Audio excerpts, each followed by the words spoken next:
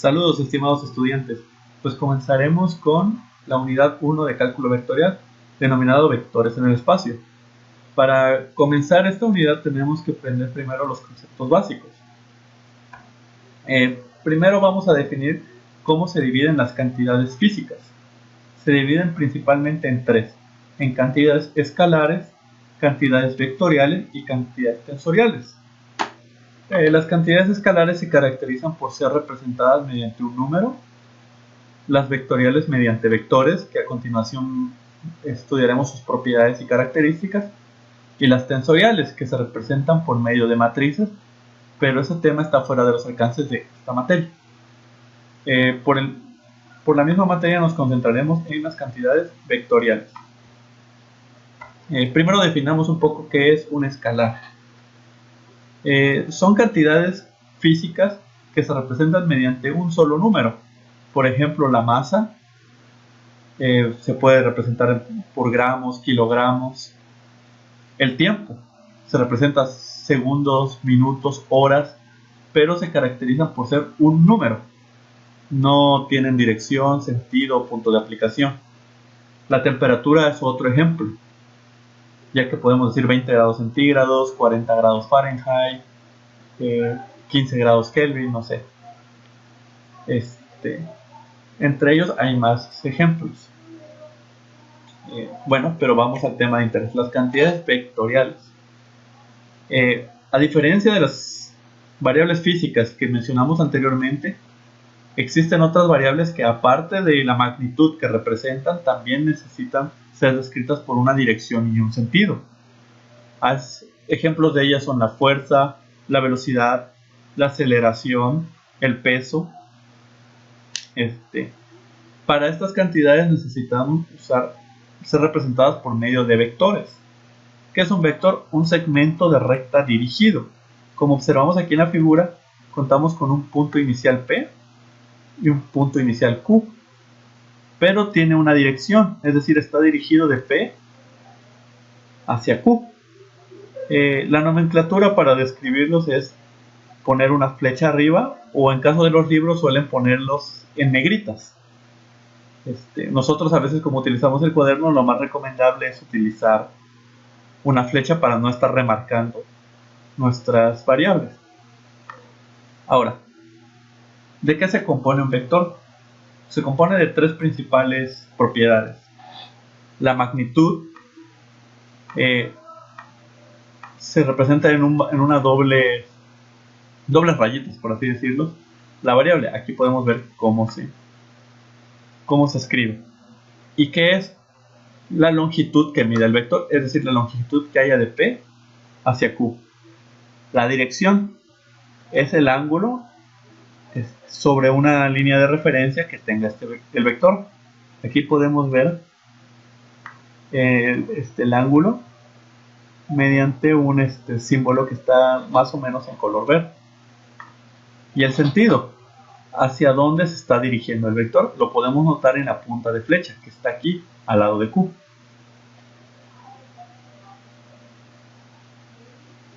Ahora, un vector también lo podemos representar por medio de componentes. En caso de dos dimensiones, una componente en X y una componente en Y. Supongamos que nuestro vector tiene un punto inicial en el origen y un punto final aproximadamente aquí.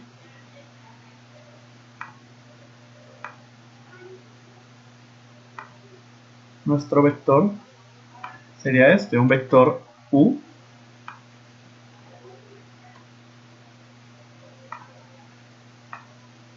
que va de un punto A a un punto B.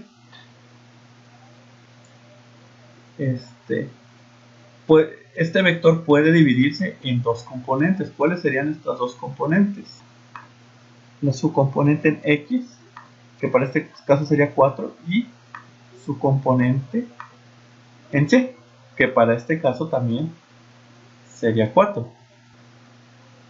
Este vector tendría una componente en 4 en X y 4 en Y, como podemos notar. Si lo moviéramos, por ejemplo, para acá, tendría una componente 6 en X y una componente 4 en Y. Si lo moviéramos para acá, tendría una componente 6 en X y 6 en Y. O por poner otro ejemplo, si lo moviéramos acá y no sé, acá tendría una componente 8 en X. Para que sean diferentes, pongamos que les parece. Aquí. Una componente 8 en X y una componente 2 en Y. Entonces podemos notar que dependiendo la ubicación del punto final en el plano XY, podemos calcular su componente en X y su componente en Y. Más adelante realizaremos ejercicios prácticos sobre este tema. Ahora, si se diera un caso que tanto el punto inicial como el punto final están en el origen, se le conoce entonces como el vector 0 o vector nulo. Y se dice que 0, si se dan cuenta, este 0 está marcado en negrita, tiene componentes 0 en X y 0 en Y. El vector 0 es un vector especial que no cuenta ni con magnitud, ni con dirección, ni sentido. Es el único vector que tiene esas propiedades. Ahora, ¿qué sucedería si nuestro punto inicial no estuviera en el origen? Como se dieron cuenta tanto en el ejemplo que hicimos hace un momento, el punto inicial A estaba en el origen. Igual en los que tenemos aquí en las figuras de muestra, los puntos iniciales siempre estaban en el origen. Veamos qué pasa si el vector no está en el origen. Primero, podemos notar que se forma un triángulo rectángulo. Por lo tanto, para calcular la magnitud de este vector, sería muy sencillo simplemente utilizar el teorema de Pitágoras, ya que conocemos cuánto mide un cateto opuesto y un cateto adyacente debido a sus coordenadas.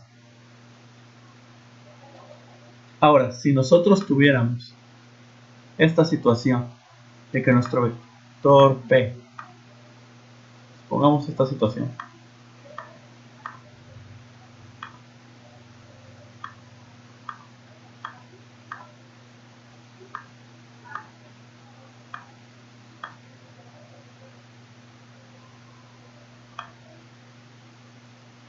que nuestro vector inicial y nuestro vector final no estuvieran necesariamente en el origen.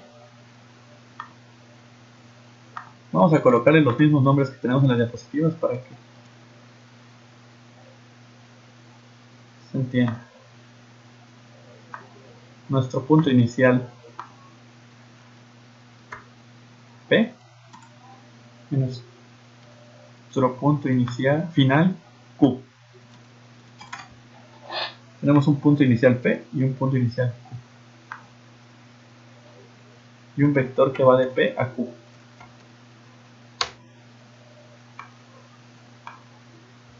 Ahora, si nosotros podríamos mover este vector hacia el origen. ¿De qué manera?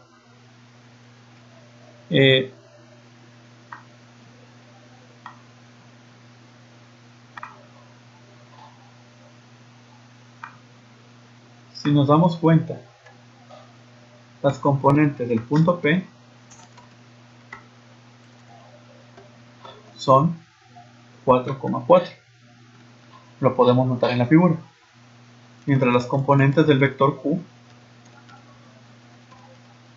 son 8,8. Yo puedo mover este vector al origen. Para eso necesitaría las componentes en X. Vamos a ponerlas como Bx. Sería punto final menos punto inicial. Daría 4. Y las componentes En Y sería punto final menos punto inicial.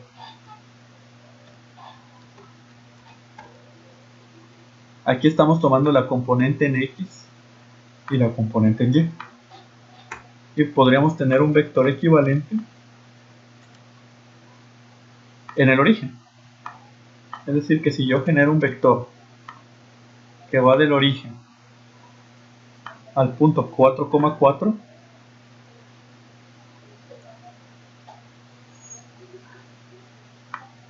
este vector U es equivalente a este vector PQ. ¿Y cómo lo puedo comprobar? Pues una forma también podría ser calculando su magnitud. Si yo calculo la magnitud de este primer vector, aquí me dice que la puedo calcular mediante esta fórmula, que es restar la componente en X del punto final menos la componente en Y del punto final, con calcular la componente en Y del punto final menos la componente en Y del punto inicial. Es decir, que para calcular la magnitud de PQ, lo que yo haría sería sacar la raíz cuadrada de 8 menos 4 al cuadrado menos 8 menos 4 al cuadrado. Aquí cometí un error, es más.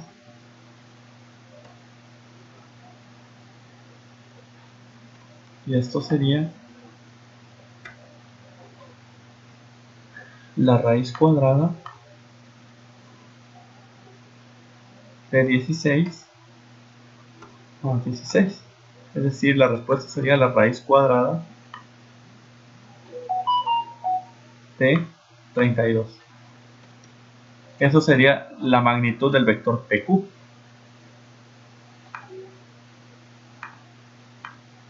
Y ahora si yo quiero calcular la magnitud de mi nuevo vector, lo único que tengo que hacer es usar el teorema de Pitágoras con este vector que tiene componentes 4,4. Entonces sería ese nuevo vector que me parece que se llama U, sería igual a la raíz cuadrada de 4 al cuadrado más 4 al cuadrado. Y de igual manera, 4 al cuadrado 16 más 16, 32, y la respuesta sería la raíz cuadrada de 32. Tanto el vector U como el vector PQ tienen la misma magnitud, es decir, trasladamos un vector que tenía punto inicial y punto inicial fuera del origen, lo trasladamos al origen. Vamos a hacer más ejemplos como este en un video completamente dedicado a ejercicios prácticos. Esto solo era una introducción a los conceptos básicos. Ahora, para concluir tenemos los dos siguientes enunciados. Si la magnitud de un vector es igual a 1, se le considera un vector unitario. Ya hablaremos sobre el vector unitario más adelante, más detalladamente, y la utilidad que nos puede dar. Y si la magnitud de un vector es igual a 0, solo es si es el vector 0. El vector 0 es el único vector que tiene con magnitud 0. Espero se haya entendido. Cualquier duda, no duden en preguntarme. Saludos.